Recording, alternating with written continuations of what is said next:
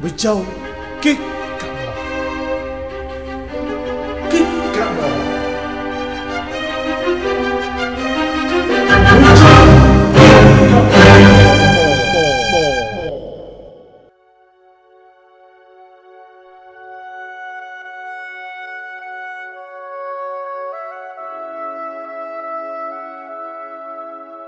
最近喺香港啊，鬧到滿城風雨嘅事，咁啊，梗係要講下我哋個審計處啊，最近嘅報告揭發到我哋香港啊70幾間呢啲咁樣嘅直資嘅學校，除咗一間之外，全部都係話理財不善咁話喎。嗰一間豁免於危難嘅，竟然係一間新開辦嘅直資，因為未有呢個嘅會計嘅結算，所以就冇辦法審核。否則嘅話，可能全部都離唔開我哋審計處精明嘅放大鏡啊！咁就係，唔好話學校啊，任何嘅私營或者公營嘅機構，如果我哋用個放大鏡去到驗屍咁驗啊，咁啊間間我睇啦，都逃唔開揭發到呢一度啊嗰度種種大大細細嘅所謂欠缺妥善嘅管理啦，令到呢個直資學校火上加油呢，就係最近我哋嘅教育局局長啊阿孫明揚話，教育局其實係冇能力去預先管理好呢啲咁樣嘅直資學校嘅資金運營，加埋呢啲直資學校嘅聯會主席話，教育局其實一直對直資學校並無嚴格嘅指引，搞到我哋香港嘅市民啊一頭霧水，咁啊令到我哋嘅激革網啊更加覺得整件事情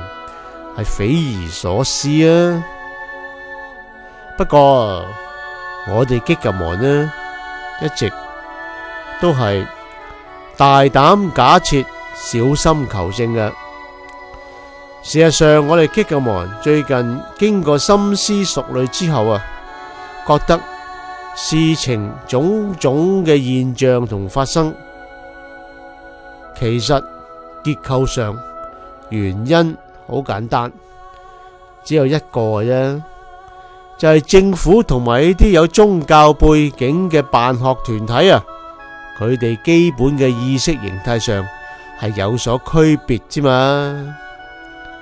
點解我哋激革網會咁樣講啊？嗱，我哋咁樣講係有聖經根據噶。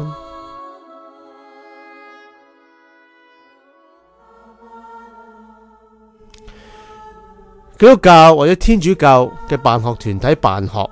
我哋從來都冇質疑佢哋嘅良善嘅動機嘅，我嘅更加係唔會去疑惑佢哋係有辦學裏邊嘅人員啊，包括佢哋嘅校監啊、校董呢，會利用法律上嘅空隙嚟中飽私囊嘅。只不過啊，雖然每個喺直資學校讀書嘅學生可以從納稅人嘅手裏邊啊得到高達3-4萬蚊嘅直接資助，但係嗰啲基督教辦學團體喺獲取到巨大嘅公費之後，佢哋嘅基督教意識嘅情意結呢又再啟動啦。佢哋不期然諗起耶穌嘅教訓，要做個又良善又忠心嘅管家。有一次耶穌用個比喻講，有一個主人佢去第二個城市度經營嘅時候，吩咐佢3個嘅僕人要好好善用主人留低嘅資金。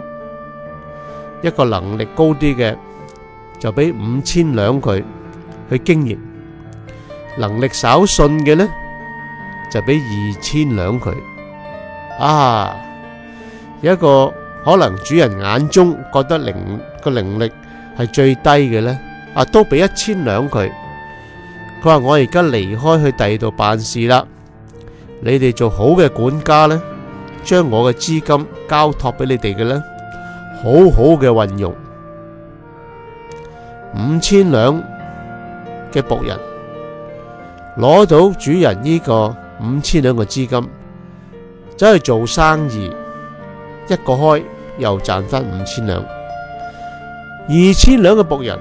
攞到主人嘅2000兩，又走去做生意喎，佢都唔差，又賺翻嗰2000兩。唯獨嗰個攞到1000兩嘅僕人，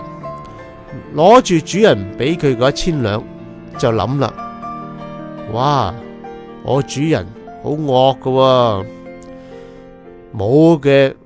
都要同佢攞嘅。咁如果我1000兩蝕到冇，我咪倒貼。唔好啦，我不如呢埋喺地底裏邊，等佢翻嚟嘅時候就俾翻佢啦。冇幾耐，個主人翻嚟啦，咁同佢哋清算咯。嗰個5000兩嘅僕人就話：主人，你睇下，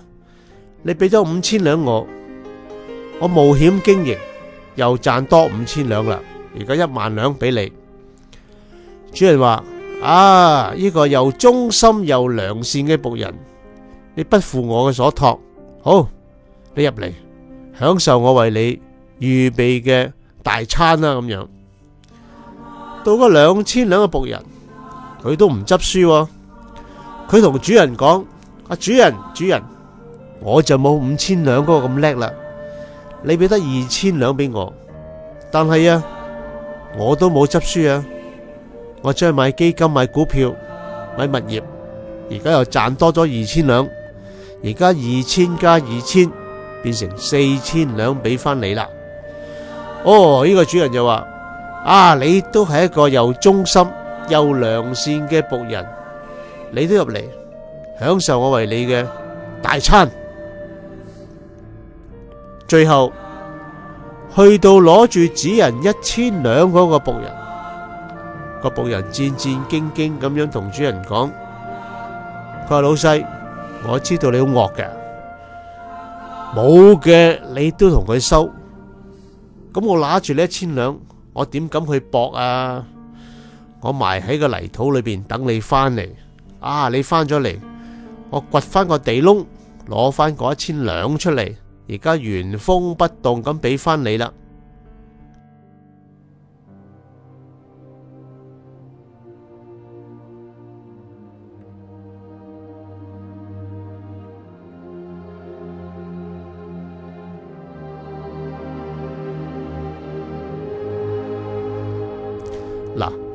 本來呢，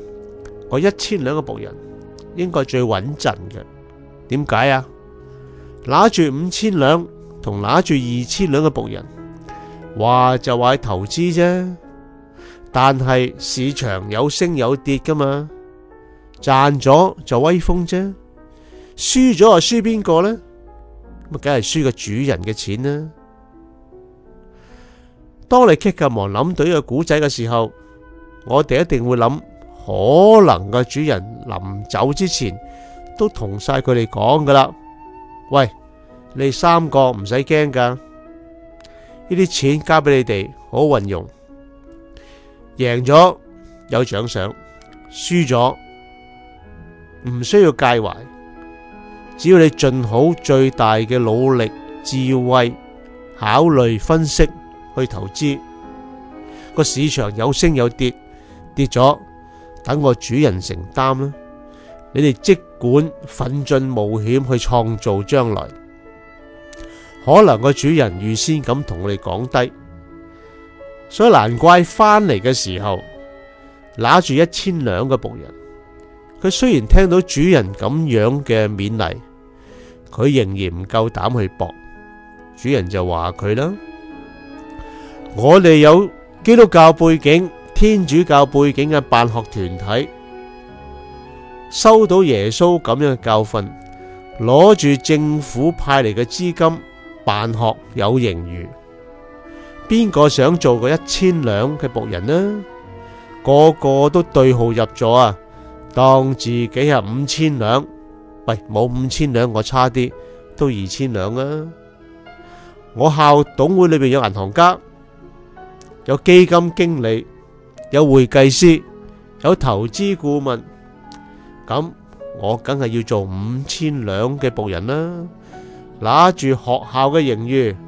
去投資基金、投資管理、投資外匯、投資國債，希望賺到錢回饋翻個學校。但係校董會又冇銀行家，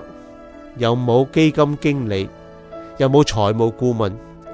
我只有熱心嘅弟兄姊妹，佢哋平時自己都會買下股票啊，有啲心水嘅，咁都拿住2000兩啦，咁又可以買物業啦，物業最保值噶啦，又走去買下啲匯豐啊、中銀啊，呢啲唔會點跌嘅，應該好穩陣啦。佢哋諗都冇諗過，原來政府撥款佢哋呢，唔係要佢做管家喎，係做信託人啫。即係換句話講，用英文話，唔係做 steward 喎，係 trustee 啫。喂，原來管家同信託人有分別㗎喎。管家個權大好多㗎喎，你可以自由運用主人俾你嘅資金。但係做信託人呢，就唔能夠冒險啦。而夠明顯，政府撥款落直資學校，剩到嘅錢係要求直資學校嘅校董會，只係簡簡單單做一個信託人啫，不求有功，但求無過。要怨嘅就係怨呢啲基督教嘅校董會受到耶穌嘅教訓嘅激勵，自己轉換身份，由信託人變咗係管家，於是乎就奮進投資，以至到今日受到審計處嘅清算啦。試問啊，叫嗰啲基督教辦學團體裏邊嘅中心嘅基督教領袖管家，今時今日點可以吞得落呢啖氣呢？